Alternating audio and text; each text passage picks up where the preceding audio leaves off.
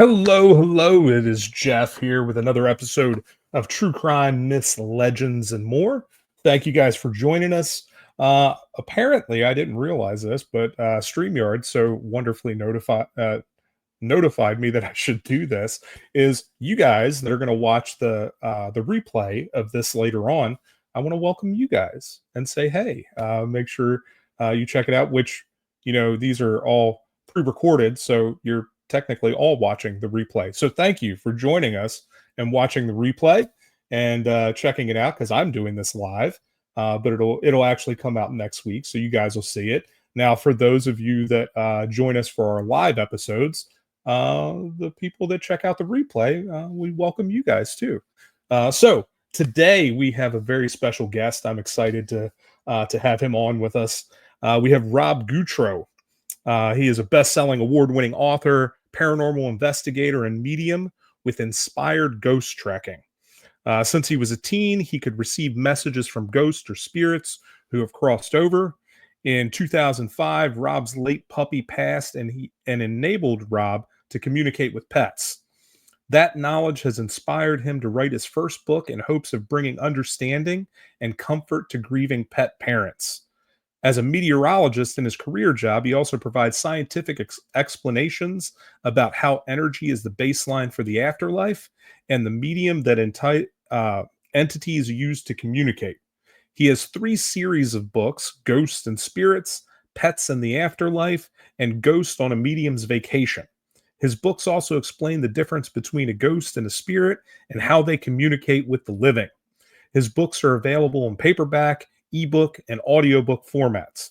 Rob participates in private paranormal investigations, helps human ghosts cross over, and has provided countless messages from people or pets as ghosts or spirits. He has even lived in a haunted house many years ago. He provides pet spirit readings and gives fundraising lectures for animal rescues to teach people how pet spirits communicate.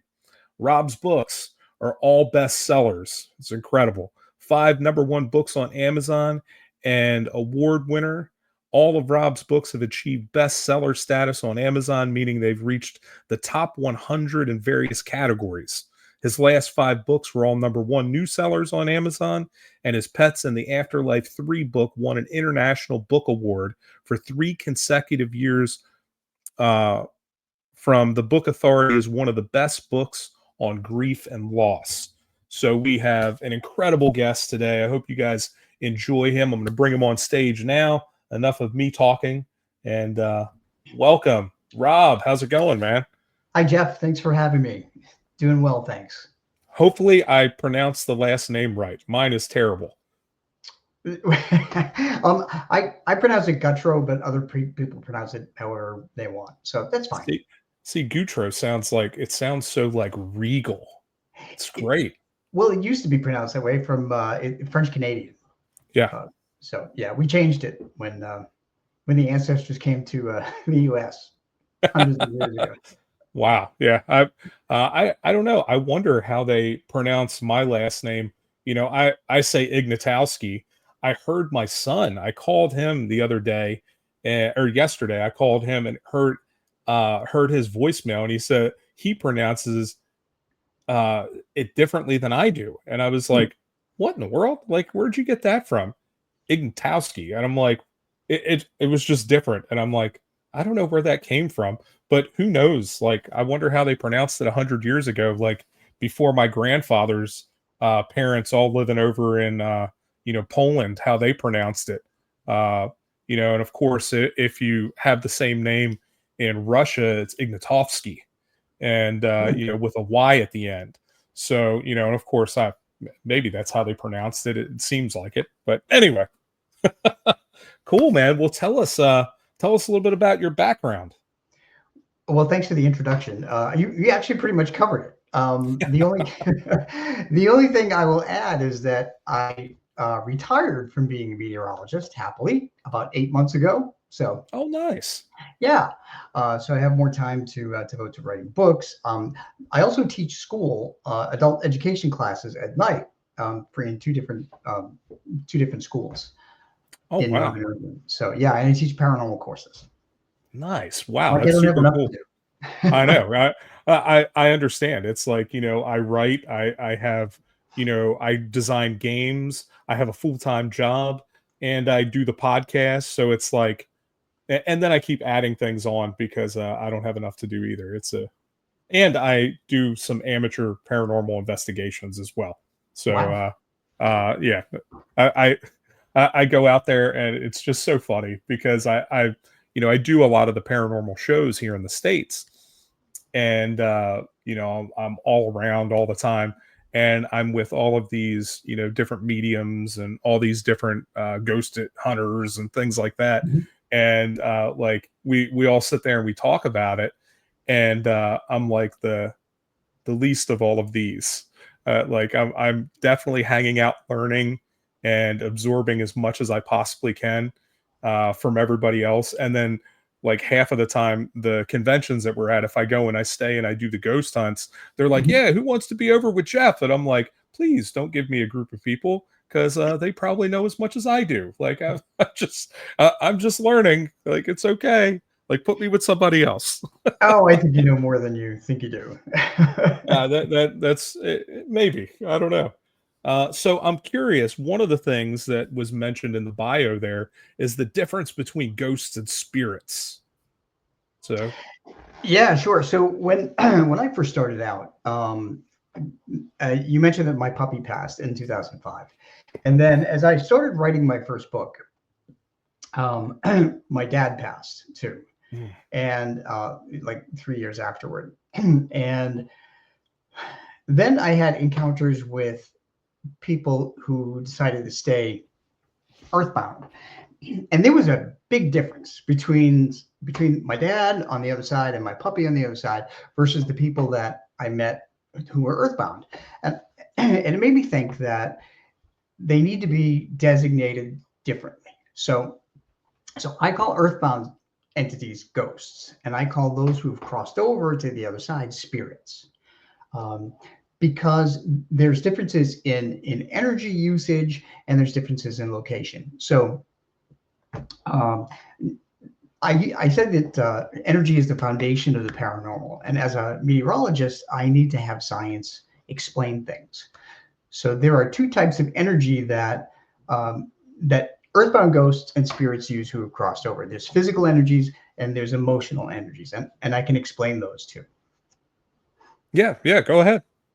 Okay, I just don't want to ramble on. No, no, it's good. I'm enjoying it. Okay, all right.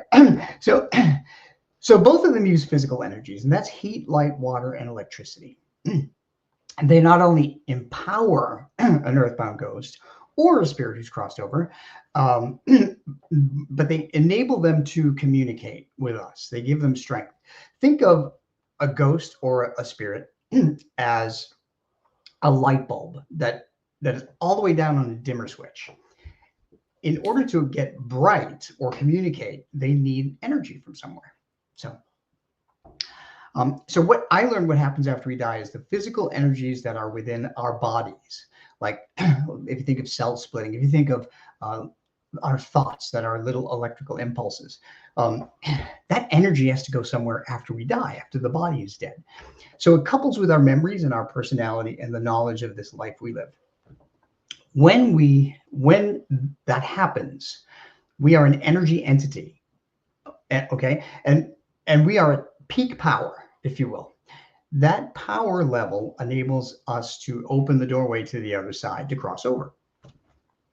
Most people cross over. However, we can make a choice to stay earthbound, and that's at a fixed location of our choosing. And we can talk about reasons why later, but um, to the point of energy, in addition to those physical energies, there are emotional energies. So love, faith, and hope are positive emotional energies that enable a spirit who's crossed over, like my dad or my dog, to come back and give me signs that they're still around. Earthbound ghosts are different. Here's the difference between the two. Earthbound ghosts use negative emotional energies. It's not a reflection of their personality, but negative emotional energies because they're tied to earth. Fear, anxiety, depression, and anger. Those things help fuel a ghost. Like going into a haunted house, you're anxious. You're empowering that ghost to give you some kind of sign. Um, so that's the difference. The other difference too between the two of them is the location. Spirits on the other side can come to you anywhere in the world at any time, when you're on vacation, when you're at work, in the car, whatever. Ghosts can't move from their location that they choose to stay in. Wow. Okay. So that is why we have so much residual hauntings and things like that. They're there. That's their place. That's their place. Yeah, and so they've either chosen that place or they died there, and then they awaken as energy and they're confused. Like that's why hospitals can be haunted. People awaken after a sudden death and they're like, where am I? And they wander Yeah. around so long that what I've come to learn is that after a certain period of time, your energy level, like a battery, drops. And when it drops below a certain threshold, you don't have enough energy to open the doorway to cross over and become a spirit. That's why a lot of ghosts on investigations will say, "Help me." They want help Yeah. crossing over. Yeah, we've caught a lot of different things of, some very confused ghosts that don't really know what happened to them or why they're here, why they're seeing things the way that they are. Mhm. And so it's always very interesting to me, that it, often comes through as like these searching questions like, what is this? Why am I seeing this? It's always very interesting. And my wife is a lot more sensitive than I am to a lot of that stuff. I enjoy playing with all the equipment and the tech stuff. I'm but she ends up picking up a lot of that stuff, and whether it's spirit box stuff and things like that, or EVPs. I've caught a few EVPs, like especially over at a couple of the prisons and stuff that we visited. Mm. Lots and lots of angry energy there. Lots of things happening. So, it's always fascinating because there's so much out there, and we're still like finding the tip of the iceberg, I think, and understanding all of that. So, so many people bring so much to the table, and it's valuable to understand all of these things and to have a better understanding of the world around us. And so, I always appreciate everybody's perspective on all of that. So, um, I know you sent me. Was it your newest book? A chapter from there. That haunting of Emery Estate. That's the newest one. I think I also sent you a chapter from my book, Case Files of Inspired Ghost Tracking, Yes. about a double murder Yeah. investigation. Yeah. Yeah. Yeah, I was reading through that a little bit ago, and just really really cool. So give us some of the things that you've experienced. In that particular investigation, or Yeah, yeah. in general? Okay. That's a very broad question. Yeah. So I've been doing this for about 15 years. And by the way, um, I first learned of this ability when I was a kid. Um, I went to my grandfather's funeral and in the 70s, and 7 months later, I was home alone, and he decided to show up in full color and scare the hell out of me. So, um, and no, I didn't talk to him. I didn't give him time. I ran out the door with the dog. um, as any teenager would, if you see a dead person standing in front of you. And my mother confessed that that ability runs in my family, her side of the family. So, but she didn't use it. She was afraid. Um, See, I think it's really interesting that a lot of people, many people experience things like that, especially in their, their adolescence, their teen years. And then there is a decision, do we look at that? Do we cultivate that? Or do we shut it down altogether and not tr- experience the world that way? mhm, And so I always think it's interesting that a lot of people have these abilities and the stuff that happens, and we choose not to really cultivate it and understand it better and use that to help the rest of humanity, I guess. And then there are the people that do choose to do that, and they are always very unique in helping us really further our understanding of the world around us. Yeah, I totally agree. But as a teenager, because I didn't understand it and I was afraid of it, I tended to ignore it. And um, my next experience didn't come for 25 years when I wound up living in a house that actually had a ghost in it. And I thought the ghost actually was outside. Foolishly, the ghost was not. It was inside.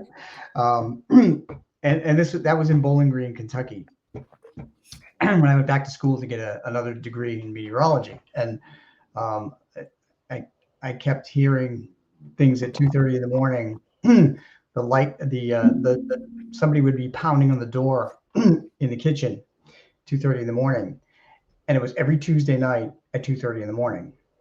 Hmm.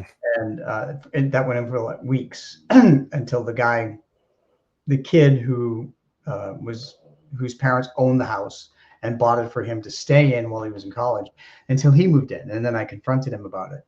And he said, yeah, there was some weird stuff going on. My other roommate moved out because his dog kept getting freaked out. And I said, was it Tuesdays at 2:30 in the morning? And he said, yes. And sure enough, the first Tuesday at 2:30 in the morning that he was there, pounding on the back door, scared. And I bumped into him in this small hallway, very tiny house.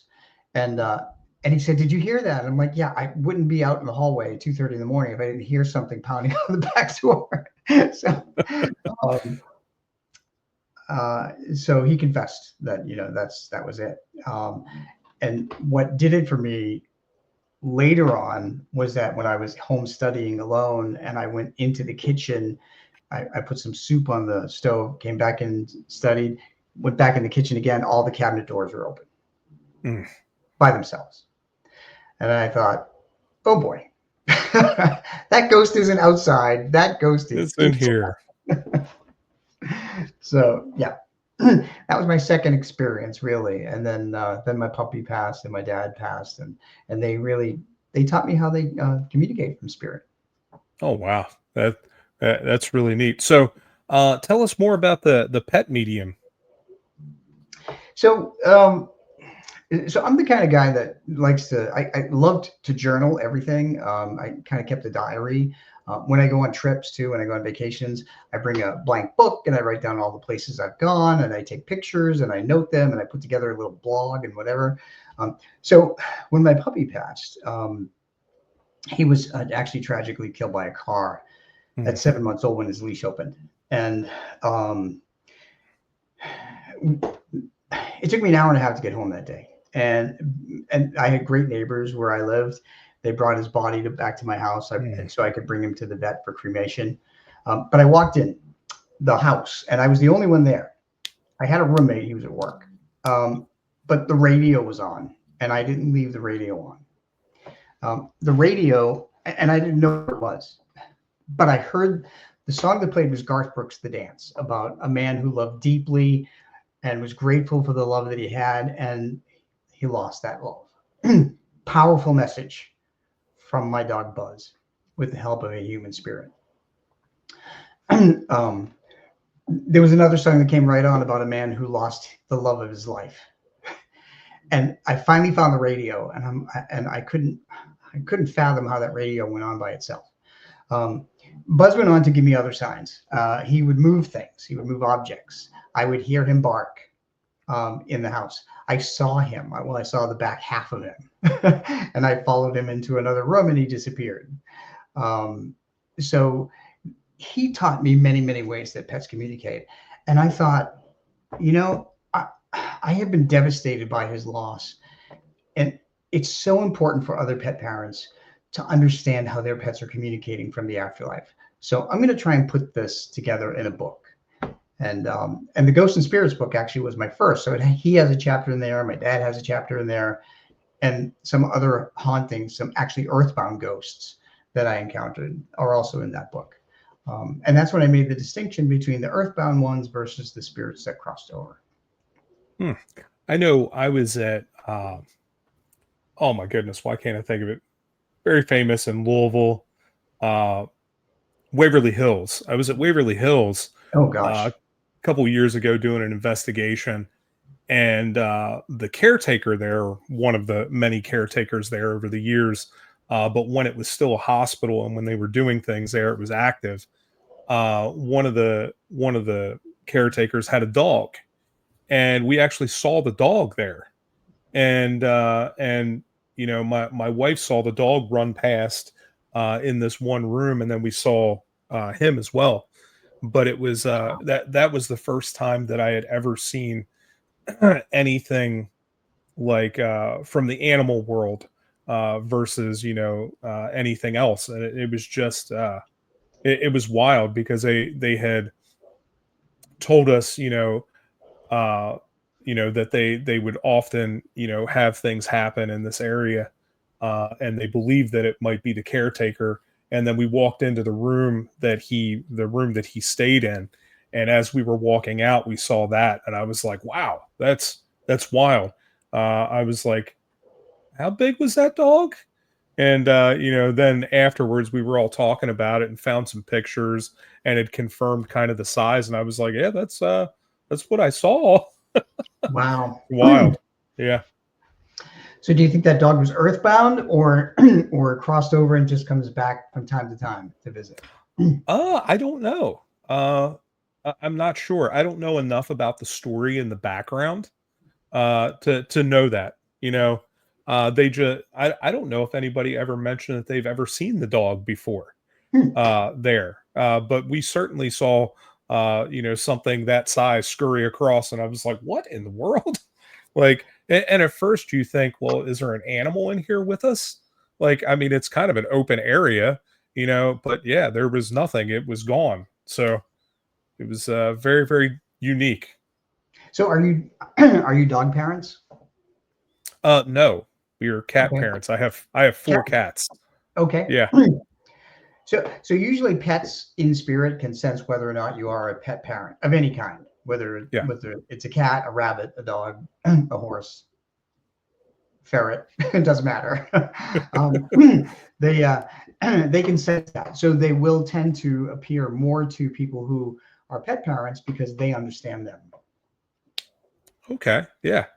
Yeah, I grew up with dogs, Okay. and I like little dogs, and but I've grown to love all of my cats. So now we have four cats, and they are just incredible. Incredible little. They all have their own unique personalities, and just today I was on another call a little while ago, and my one girl, we have two black cats, Mhm. and my one girl, Gwenny, was like, just came up and got in my face. It was like rubbing up against me, and she's so sweet. But anyway, So I find that whenever whatever a pet will do in life, they will do from the afterlife. So hmm, when Gwenny is no longer here, you may feel that kind of sensation again around your face, and that would be her way to let you know from spirit that she's okay. Um, so whatever they do, whether they dance around on the kitchen floor if you're a small dog, or you jump up on the bed and you walk across the end of the bed if you're a cat, those are things that people will tend to experience. that Crunch is going to be knocking things off the shelf for eternity. Then Well, you'll know he, who it is. he loves to do that all the time. Is randomly chucking things onto the floor. I'm like, why? Why did you do that? Like, you don't Because need it's to. there, Dad. It's there. It's always fun though. He's good. He's such a good cat. He is the sweetest boy cat that I have ever owned, and he is just wants to love all the time. And he's such a good cat, minus the chucking things on the floor. That's to distract you. That's what it Yeah, is. Yeah. Probably. I need lots of that. But yeah. Um, so I know. So what are some of the other things that you see when it comes to the pet stuff? Sure. Well, there's a tremendous number of things that pets can do to let us know that they're around. And just like human spirits, by the way, they always come around birthdays, anniversaries, and holidays. And the reason for that is that they read our emotional energy, and they know that our emotional energy is different or higher around those times, because those are the times that we will miss them the most. Hmm. Human spirits do the same thing: birthdays, anniversaries, and holidays. With pets, though, it could be the anniversary of their passing, or it could be the anniversary of their adoption. So those are all dates that people should look for um, if they're looking for signs from their pets. Um, Pets also do a lot of things that people do as well. So you've probably heard about coins and so forth. They can influence living animals in spirit, from spirit, to do strange things. They can, like, have a bird stare at you, have a squirrel stare at you, um, and it's usually around birthdays, anniversaries, and holidays.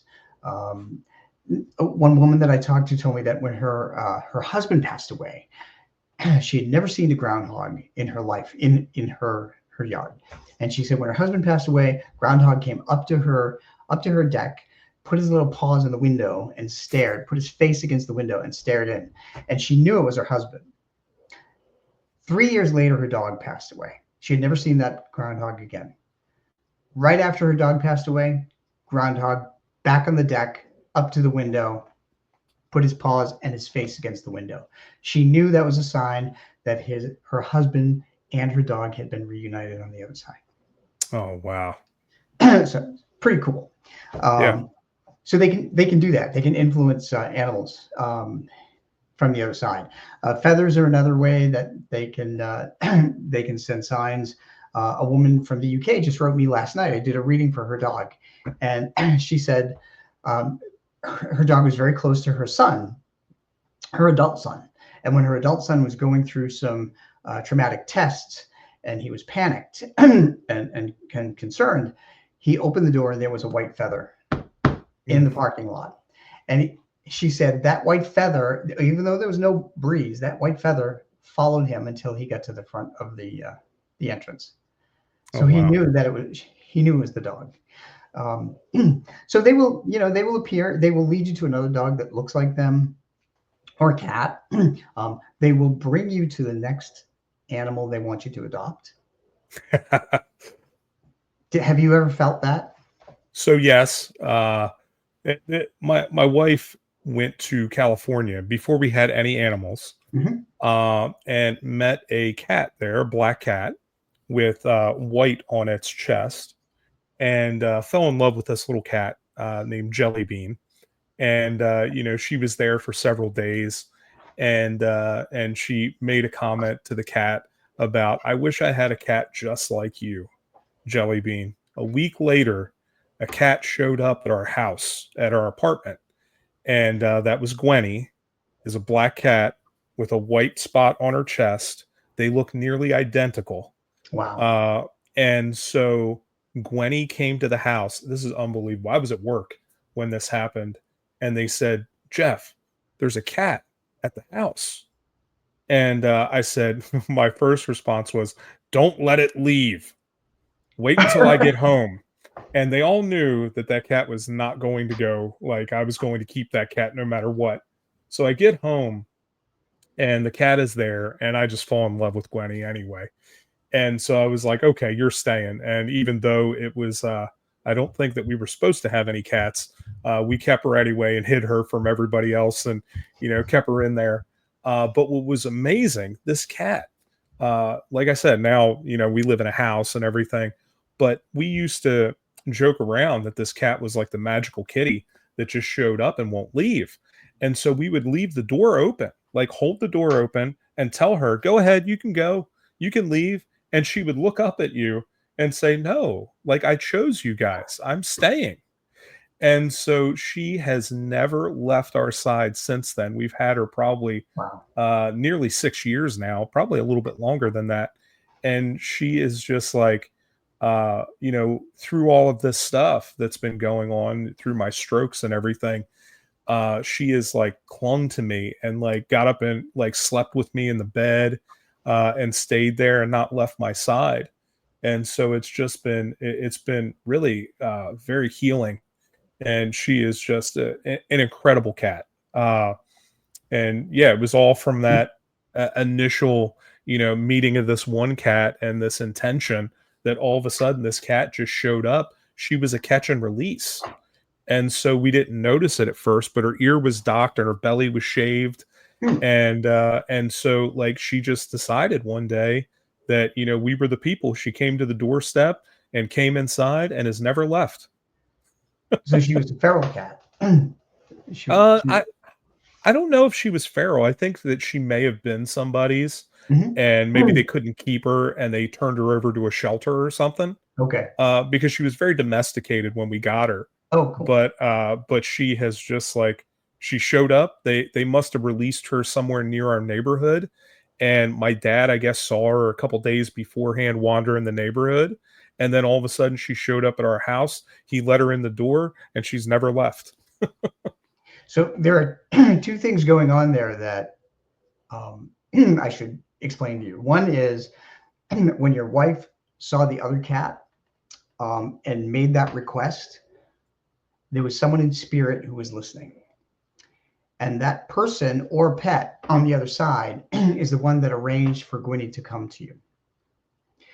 And number two, Gwynnie stayed because her mission is to provide you comfort when your health deteriorated and you needed that. So this is her mission. This was her mission from the beginning before she even came to Earth.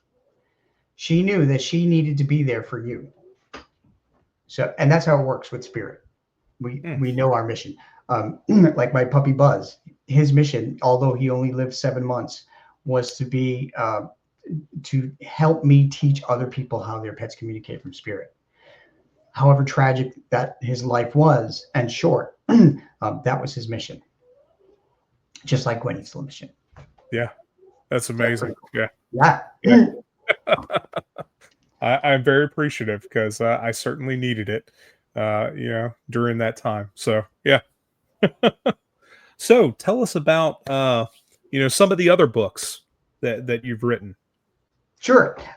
So the Pets in the Afterlife series has 4 books in the series.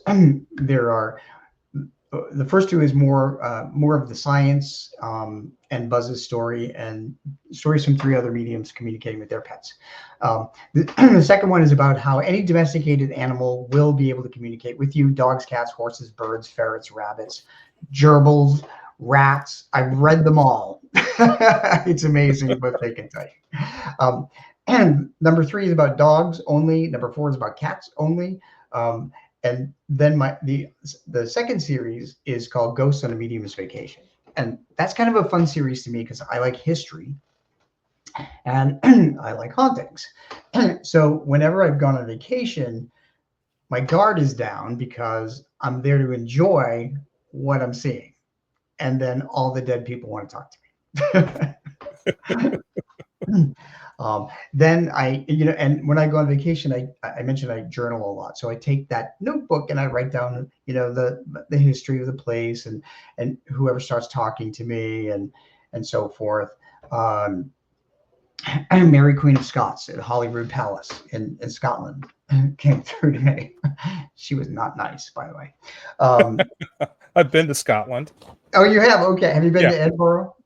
I was in Edinburgh for a very, very short time. I spent my time on the Isle of Skye. Okay. But I ended up driving through Edinburgh because we ended up being we flew into Inverness, and then I had to drive through there. So yeah.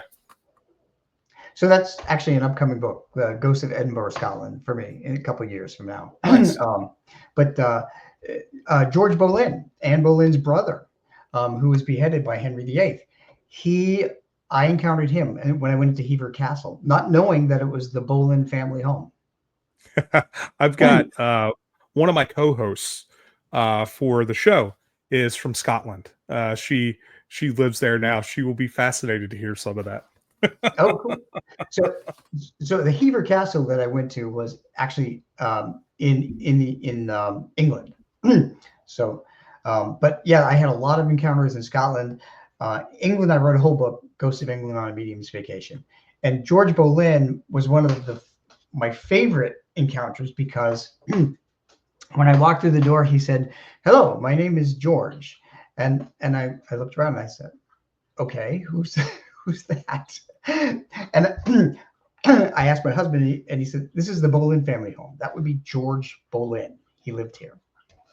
And I'm like, "Okay." George Boleyn gave us a tour through the castle and told me different things that happened in different rooms. Oh, wow. And I was able to prove them when I got home. That's Crazy. incredible. Yeah, so it's crazy. So Ghosts of England, Ghosts of Ireland on Medium's Vacation, which came out 2 years ago. Ghosts of the Birdcage Theater in Tombstone, Arizona. Have you been there? I have not. Have you seen any programs about the hauntings there? Yes. Okay. Yes. Yeah, I know a lot of the ghost groups have been there, but so I I went there in 93, 94 after watching the film Tombstone with Kurt Russell and Val Kilmer, and something Mm-hmm. looked really eerily familiar to me. So when I went, something crazy happened to me. So I decided to go in 94 and convince a good friend of mine to dress up. I went as Doc, Wyatt Earp, he went as Doc Holliday. And when we walked into the town, we walked in 2 minutes from where our car was. Somebody asked me for directions to the courthouse, and I told them how to get there without knowing. In 94, this is before cell phones, before computers, before maps.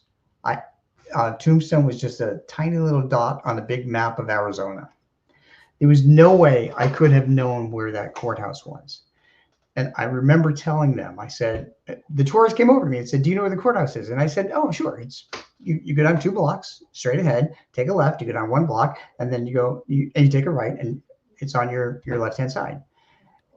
And my friend looked at me and he said, "What the hell did you just say? We've never been here." I couldn't, I didn't know.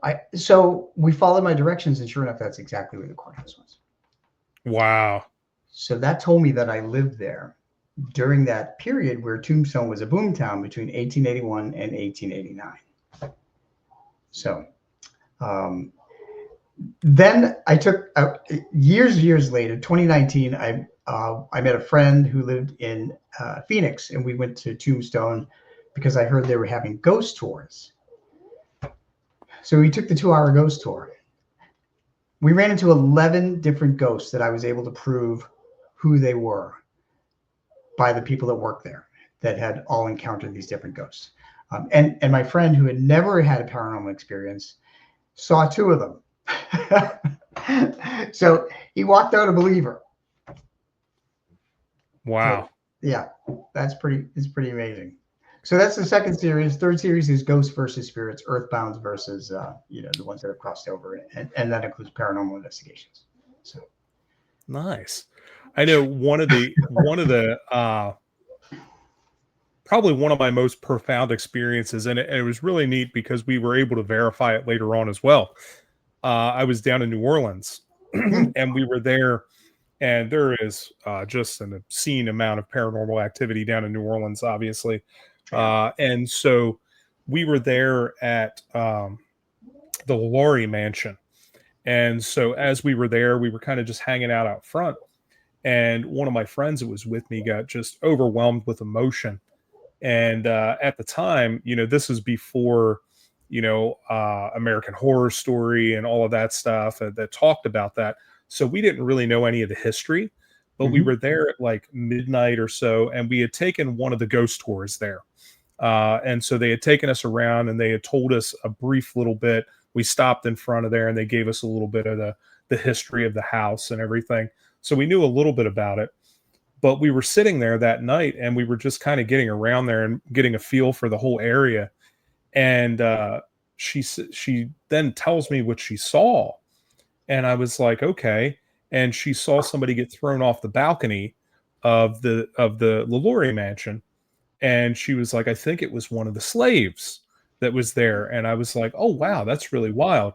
So later on, we're talking about it. And, she gives me more details later on. And so I went into one of the shops down there and I was looking through Mhm. one of the ghost books that they had there.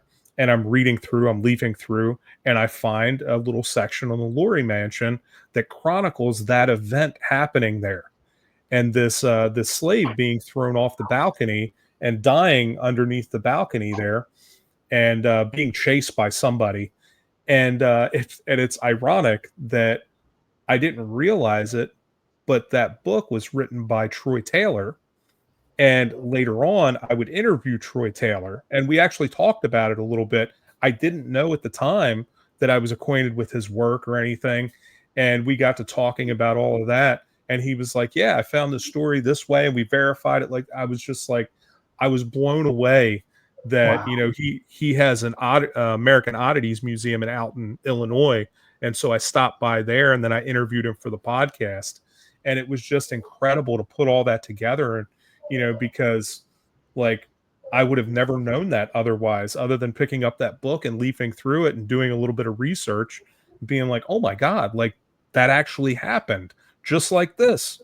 And it was just wild, that whole experience. I love New Orleans, by the way. Hopefully, I will get to go down there again. I went there in 2005 in May. I was down there for a meteorology conference, and I only had time for an hour. It was the hour and a half ghost tour, and I sensed a couple of things, but and I captured a couple of orbs.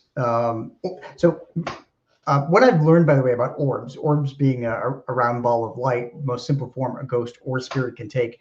The genuine ones tend to have colors and designs in them, and a couple of the orbs that I've seen and photographed have faces in them, Mm, including in that double murder investigation story. yeah, So yeah, I took the tour of New Orleans. I didn't get a chance to investigate anything because I was there for work, but I know that after I was there 3 months before Hurricane Katrina, and I know that mm, I think 1,100 people lost their lives after Katrina yeah. when the flooding hit. So I'm sure that there are many more earthbounds walking around. I know. I've been there. I was there before, and I've been there since then. Hmm. And I've taken a swamp tour while I was down there, and Wow. some of the stuff that they showed us going out into the bayou and everything, and the way that they cataloged how many people were dead at any one location. They had like these crosshairs, and they had these numbers of the bodies that they found Oh there. God. It was unbelievable to see that stuff still there.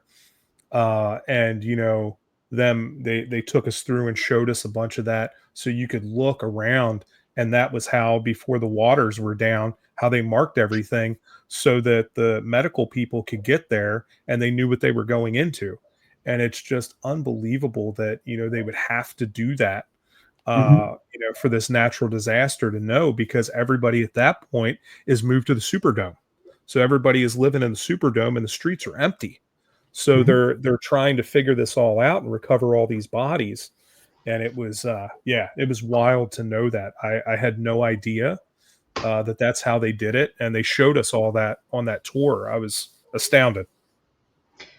Yeah, it's horrific. And I mean, obviously it serves as a reminder today about how deadly hurricanes can be. And I actually helped create a hurricane page for NASA in Mm, 2005. And that year, and Katrina was in that year. So I covered Katrina from beginning to end. And I was well aware of all the stuff. I use satellites all the time, satellite data to detect the flooding and detect the path and the intensity and so forth. I was working 7 days a week throughout the entire life of Katrina and all the other storms, Rita and Wilma, who were also that year, that caused death and destruction too along the yeah. Gulf Coast. Um, but yeah, so hurricanes are extremely deadly, and so this is I'm putting on my meteorologist hat for a second. I I know it was speaking of that, when when the pandemic happened, I worked for Cintas, and I was out there. I was considered an essential employee, so we were out every day. Like a lot of people were at home, and I never experienced that because I was out in it the whole time. And it was such a strange experience going out, and no cars on the road and no people out. Only a few employees at these different businesses, and it was just such a strange moment in time. Like I don't even know how to explain that. Yeah, it is.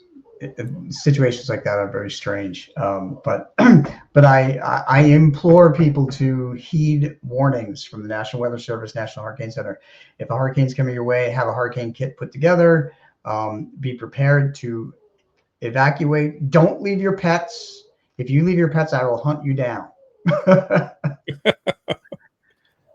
Pets are our children. If you if you're going to leave somebody there, leave your husband or leave your wife there and take your pets. At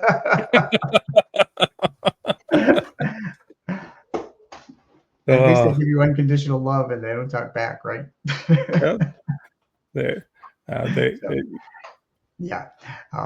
Anyway, so yeah, New Orleans, very, very dangerous place. I mean, I walked around there and I saw signs that were promoting 8 feet below sea level, and I'm thinking, I would not be happy about that. I would be pretty scared about that.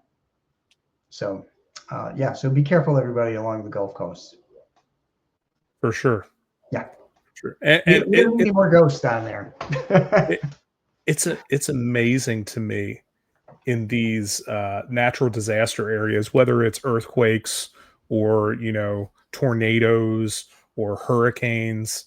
We look at that and people know that every year they're going to have these incidences that happen, and they still choose to live there. And I'm like, that's wild to me. Like your risk, and those places are not cheap to live because insurance is expensive to insure those places. And so I'm just like, wow, that's wild. You think you might want to like move somewhere else, because every 5 years, there's another hurricane coming through that destroys everything, and you got to rebuild. Like maybe we should like go somewhere else for a while. I don't know. It's a very strange thing.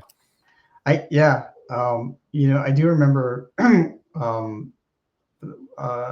in the 90s, the federal government, I can't remember what, I think it was the Clinton administration. They went through along the Mississippi and they bought up floodplain land where houses were, and they paid people to move and to keep made sure that there were no building along floodplains and flood areas. And I thought that was the smartest thing they could ever do. And they need to keep doing it, but unfortunately, they don't budget for it anymore.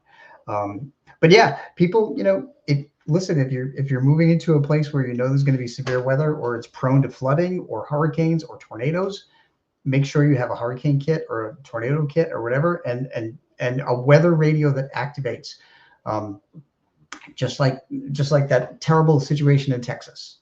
If they had an operable weather radio, those weather radios send out alert beacons at any time of night. That will save your life.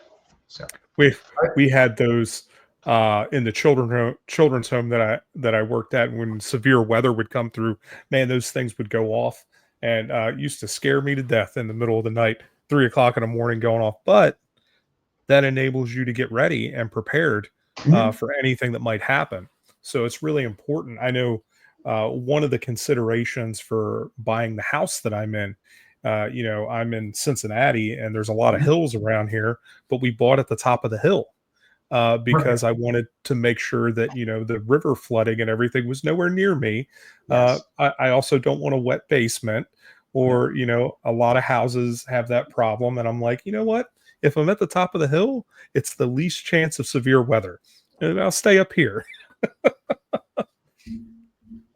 And you can tell your neighbor to put a lightning rod next to their house so that it doesn't go to your house. Yeah. Like put it over there. Yeah. But yeah, better to be scared to death than actually dead. So everybody should get a weather radio.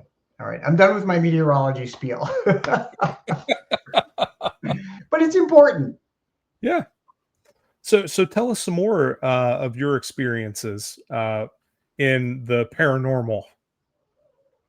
Well, gosh, okay. So, when you have abilities that you think you're sensitive or you're medium, the best way to foster them is to go to a place that is historic and see if anybody's there. And that's what I did. So after my puppy kept giving me these messages, I told my my partner at the time, I'm like, I need to make sure, because I'm a scientist, I need to prove these things. And I said, I need to make sure that what I'm getting is correct. So we went to a place called the Bel Air Mansion in Maryland. It's a historic mansion. It was a mansion of a governor from a couple hundred years ago. And when we went in the front door, suddenly there was a little girl that came to me. She was a ghost. She was earthbound. And she told me her name was Anna. She told me she was 6 years old. She told me that she died of the flu. And she wanted me to go up to her room. She said, my room is on the second floor. Come with me. So I looked at my partner. I said, there's a little girl here. Her name's Anna. She wants me to go upstairs to see her bedroom and her toys. So, my partner would used to roll his eyes and go, whatever. So I did. So I went up. And then I came back down and I talked to the house, the docent, who knows the history. And I said, was there ever a little girl named Anna who died here? And lived and died here. And they looked at me and they said, are you a historian? Are you writing a book? And I said, no, just curious. Well, Jeff, when they told me that she was buried in the backyard and you can see her tombstone in the family cemetery, I thought it was going to fall on the floor. Little girl named Anna died at 6 years old, died of the flu. Upstairs in that room. And I thought, okay, I think I've got some kind of a gift. But to see, and eventually we made our way back there and we saw the tombstone like another day because it was at nighttime when we went. And I just stood there and I was just amazed. But that's how I kept proving my abilities. And when I gave a talk to this inspired ghost tracking group in Maryland about my first book, they said, hey, we need a medium. And I said, well, at that time I was a medium rare. I wasn't well done. So, definitely not seasoned. Right. So, yeah. So I went on investigations with them and, I kept helping, I kept proving things that I got and homeowners confirmed things that I got. And one of the interesting aspects of me when I go on investigations is that I sketch out the ghosts that I see.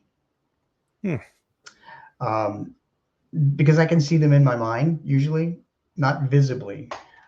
So I sketch them out. And every time I've gone on an investigation and I've sketched them out, the homeowners have confirmed that was the ghost or person that they saw walking through their home. In one case, it was called the Steelworkers Ghost. That's the name of the chapter in my case files of Inspired Ghost Tracking. When we went in this townhome in one of the suburbs of Baltimore, I looked up the stairs and there was a man. He was kind of stocky and he was bald on top and he had some hair on the sides and kind of a big nose. And I knew he was an earthbound ghost. And I said, that's the guy. And so I sketched him out quickly and the homeowner confirmed that they had seen him. And then one of our tech guys had a thermal camera and shared the picture with me after the meeting. So usually the tech people go in first and then the mediums go in another day. So once I put a report together, then they share all the tech stuff with me. They shared that picture and that picture looks exactly like the sketch that I did. Oh, wow. And it's in that book. And it it blew me away. Another time we were investigating the Howard County Historical Society in Maryland, in a very haunted Ellicott City. Maryland. And when we went in there, there were all kinds of things going on. There was a lot of residual energy. There were two ghosts in there, and I kept looking at the stage, and I said, "This is odd," because there's a guy there, um, and he used to speak from that stage. And I sketched him out, and I showed the sketch to the person who was working there, and they said, "Wait a minute." Ran off, got a book about the history of this building. Used to be a church, as it turned out. Put the book down, opened the page, and showed me the photograph of a guy who was a preacher that looked just like the drawing that I did. Wow. That's who it is. And I was like, oh my gosh, wow, that's crazy. So yeah, so my books, my books about ghosts, earthbound ghosts, have sketches in them. Not every chapter, but Yeah, some. I thought it was really cool. Like you explained in the chapter that you sent me, you had explained the process for, going, like what happens when you go in, and like the historical information that you get and when you get it. And Yeah. I think that that is really, really important that people understand that process, because you don't know it ahead of time. So you're Mhm. going in there blind, essentially, and figuring all this stuff out and putting all these pieces together. And then afterwards, you'll find out the historical information and see if that lines up with what you actually saw, which is, I mean, essentially how you end up proving that stuff out. Yeah, absolutely. So the Inspired Ghost Tracking group had a process.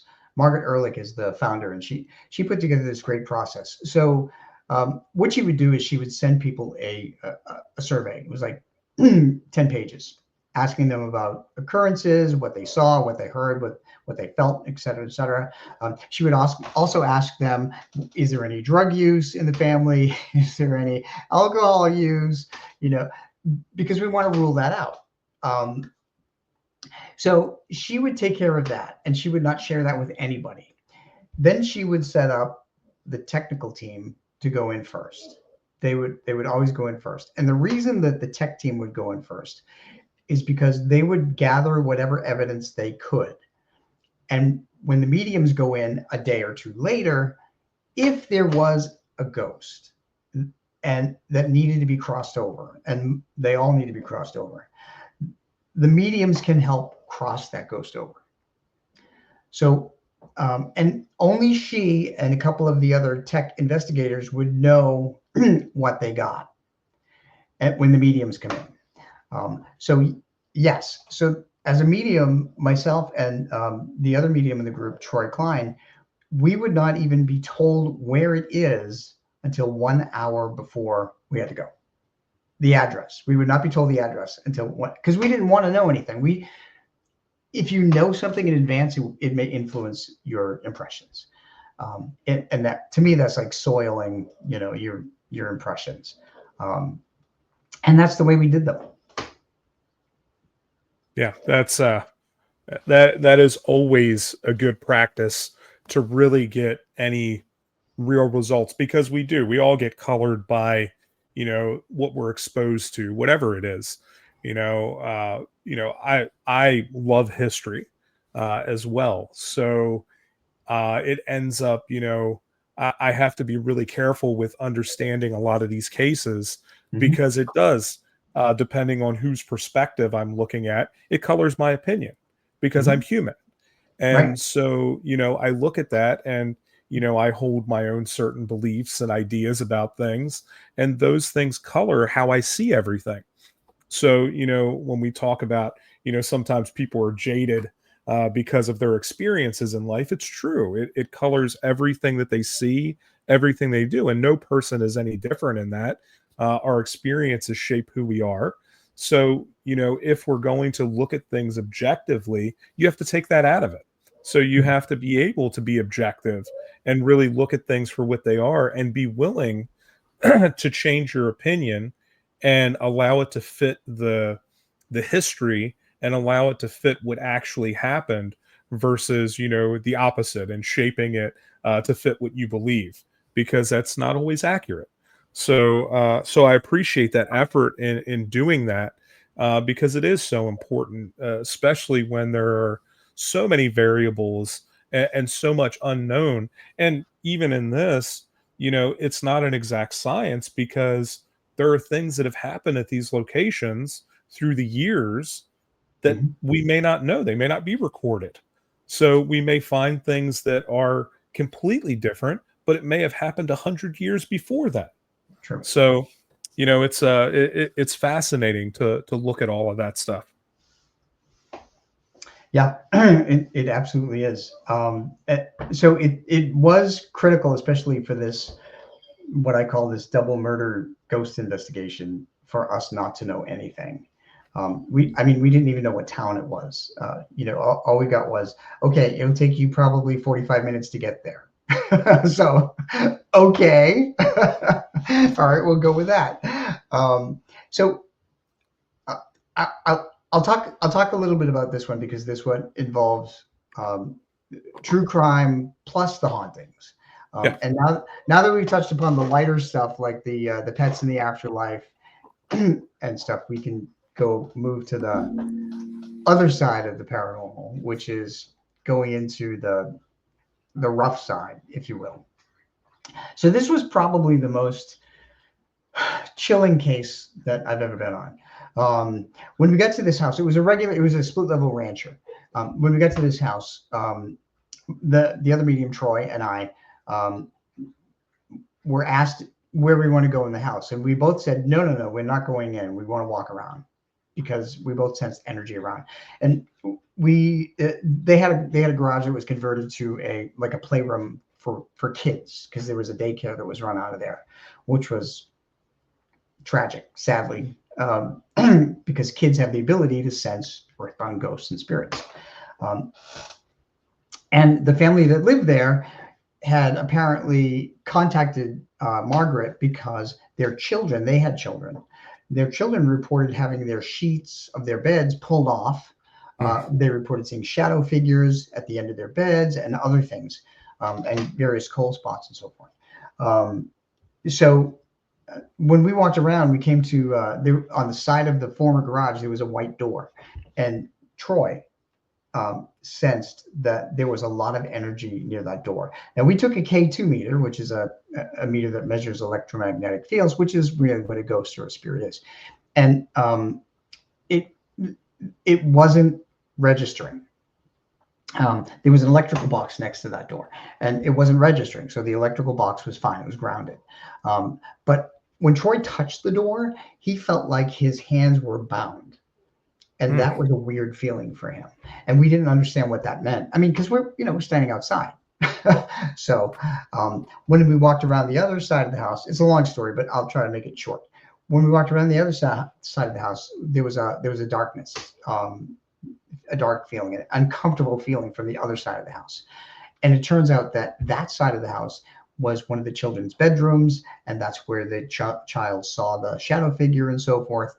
Um, um, So when we finally got to the front door, Margaret says, okay, you're here finally. Where do you want to go? And I was drawn to the basement. There was a heaviness down there.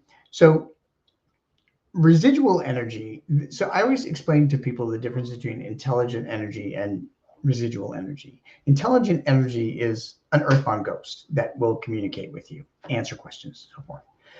Residual energy is created by living people when they're having emotions, an emotional episode, whether it's happy or sad, and that emotional energy gets impressed upon the walls of the structure.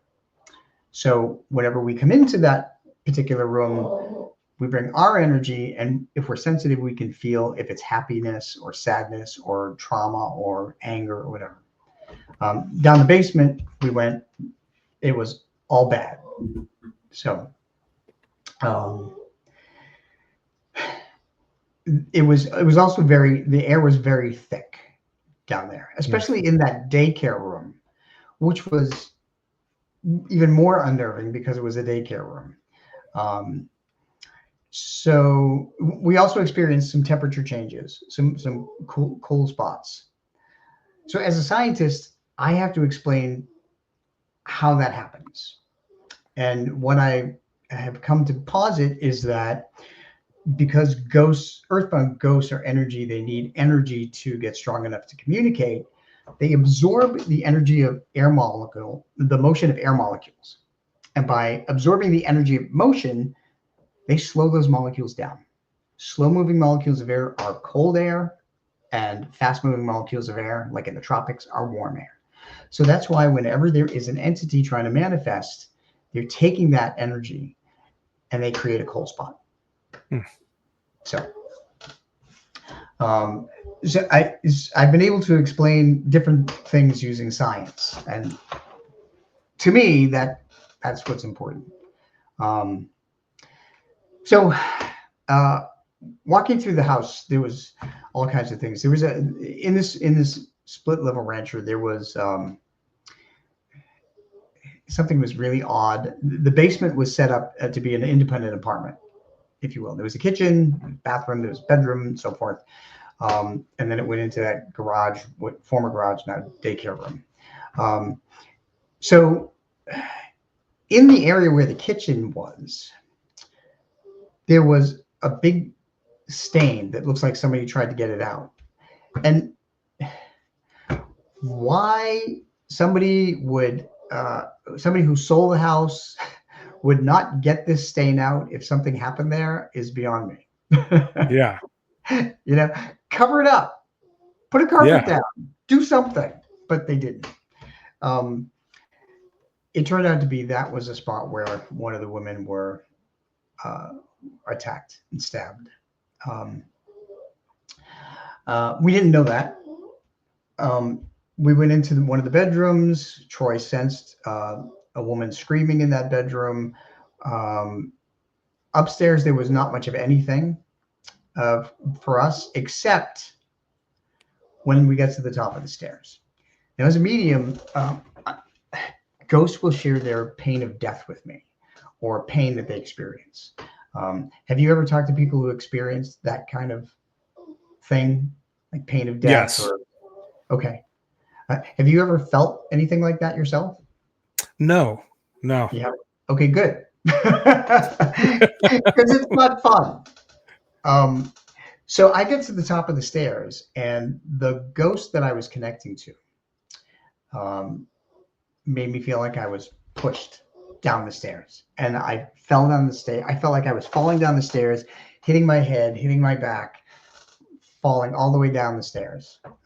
It was an angled stair, and there was a landing, and then there was another stair to the basement. And I thought, wow, okay, that just made me crazy dizzy. Troy said he was talking to a woman, an earthbound ghost who was a woman. But he said, and I was talking to a woman too who was earthbound. And when we compared notes, and this was in the same room in the basement, that playroom, he said that the woman he was talking to was in her 30s. And I said that the woman I was talking to was in her 60s, or late 60s. And so that didn't make sense. When you go into one of these investigations, it's a puzzle you have to put together. And we were trying to figure out if there was a domestic situation where a husband murdered a wife, or something happened. We had no idea. So as we were trying to put that together, we realized that we were talking to two different women, and we didn't know why. The other thing too is that before you go into that former garage, you have to walk through a furnace area. And in that furnace area, it was like there was so much energy in there, like panicked energy. It was like walking through a swimming pool. It just, you could feel it. It was heavy. Have you experienced that too, especially like when you went to one of those prisons? Oh yeah, for sure. So, and you can feel the energy change from when you go in to go out. I had that reminds me of a weird experience that I had up at oh my goodness, where they filmed Shawshank Redemption up in up in Ohio. Anyway, I was there at the prison, and I walked into solitary confinement, and I went in there, and I've had this happen twice that I've been at prisons, and there have been messages that seem to be left for me that Oh, freaked me out. Uh, wow. one one was in the cell of James Earl Ray at Brushy Mountain State Penitentiary down in Tennessee, and we walked up there, and in the back of the cell was scrawled in the wall, "The game must be sold." And I took a picture of it, and of course I have several games that I create, and I thought, wow, that's really weird that that would be there. Like, obviously it has meaning to me, and obviously it's been here for thousands of other people to see, but it Mhm. obviously has meaning to me. So I walk into this solitary confinement cell, and I go in there, and I'm standing there, and I've got my flashlight out, and I'm looking around, and I'm seeing like graffiti on the wall. And I look up, and right over top of the door from the inside of the cell, it says, "Jeffrey is dead." And I thought, oh shit, that's a problem. Like, I hope that message isn't for me. And Yeah. so afterwards, I talked to some of the people that, were running the place and everything, and I asked them about it.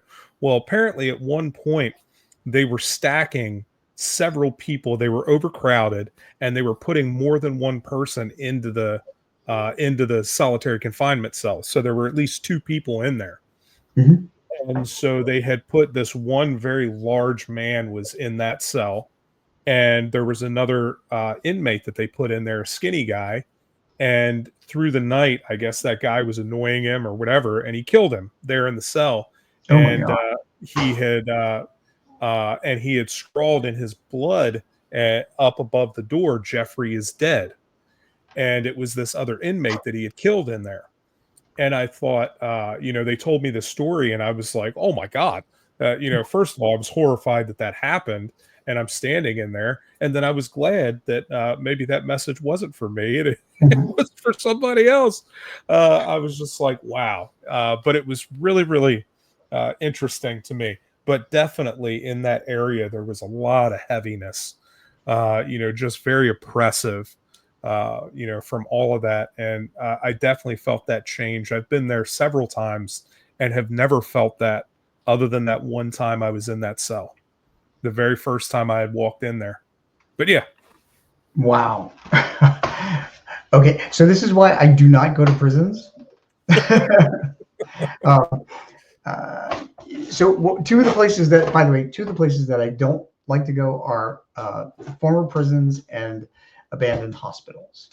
And the reason is that there are typically a lot of earthbound ghosts there, and they're not, and especially with prisons, they were in there for a reason yeah. because they were not good people, most of them. And in life, what I found is that when they stay earthbound as a ghost, they maintain their personality. When they cross over into spirit, then they get an acknowledgement that the way they lived was bad. And that's why spirits who cross over will say, do you forgive me? Will you please forgive me for the way I behaved? Ghosts don't have that awakening on earthbound.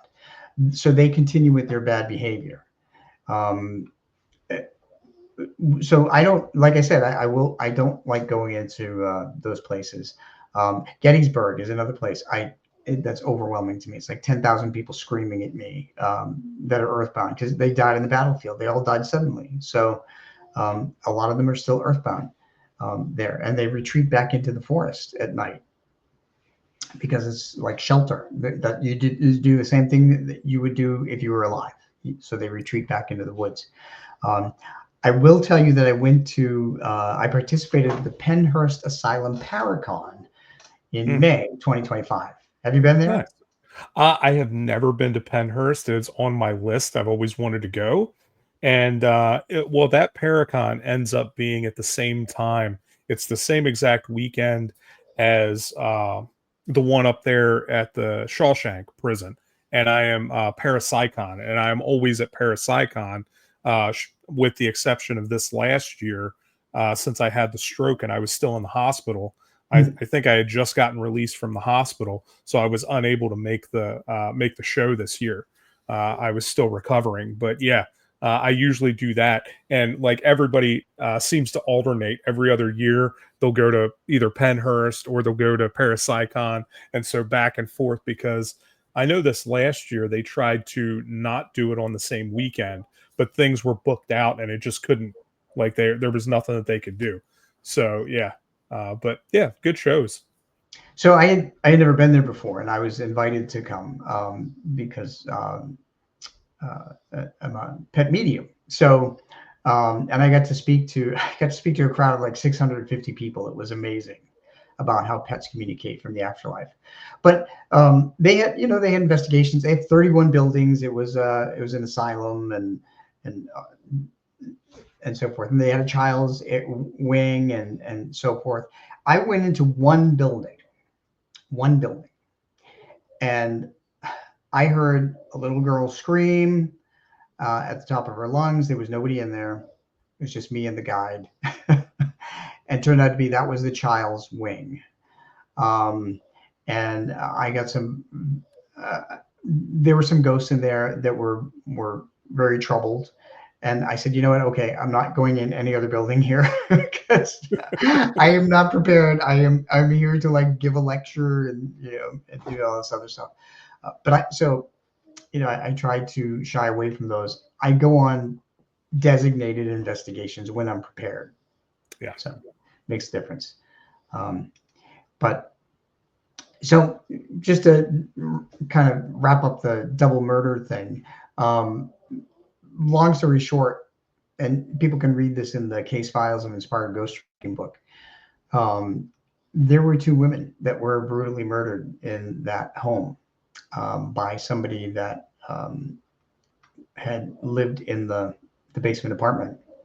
And it turned out true. It was absolutely true. It was confirmed by the police report that, we had no idea about. And the kicker is that one of the tech people went into that furnace area where that was with all the heavy energy from the daycare room, and took a picture of that furnace area where we kept telling them that there was a lot of heavy energy, negative energy. And they caught a picture of an orb, and we blew it up. And it was my husband that noticed that at the top of the orb is a face, and it's the face of one of the women who were murdered in the home.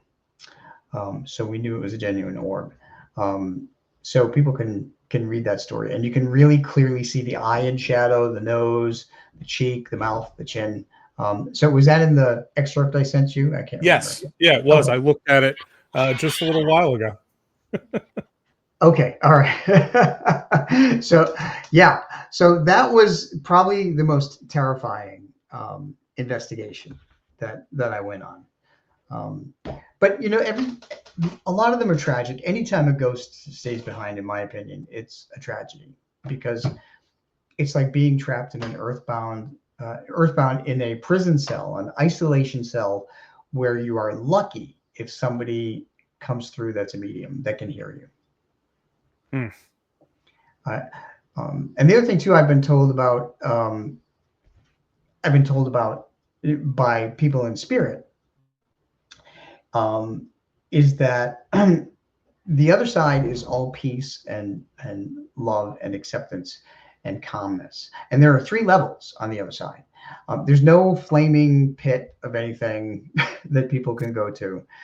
But a lot of people stay behind because they're afraid that there is that on the other side. And that's why they don't cross over. And then they relegate themselves to a living hell, if you will, as an earthbound ghost. So everybody who's listening, even if you were a jerk in life, cross over, get an awareness that you were a jerk in life, ask people for forgiveness, and try to change your ways now. That's the most important thing. That's the lesson from Spirit, is treat everybody the way that you want to be treated. don't hate, don't discriminate, be nice to people. Remember, we are only in the physical a very short time, and we really need to help each other. So, because hatred, division, it does no good. So, Absolutely. Yeah, it's there we're it's amazing. Like, I have a very different perspective on things with all the recent stuff that has happened with me, and realizing that, I've been gifted more time mhm, here, and to be able to, learn the lessons that I need to learn, and affect the people around me and everything. And I feel just so grateful to be able to make those changes and to do the things that I need to do to make things better. And it's just an incredible perspective change for sure, that I didn't see before. So I'm very, very grateful for all of those things. So, dude, thank you so much for taking your time and giving us all that. Everybody, make sure that you go and check out the books. Let us know where to go and find all of that stuff. Sure. All my books are on Amazon. As you mentioned, paperback, ebook, and audiobook. You can find me on robgutro.com, or if you can't spell my last name, petspirits.com. We'll go to the same place. Um, and this interview will be up there too at some point. Nice. So yep. So I always put them up to the top.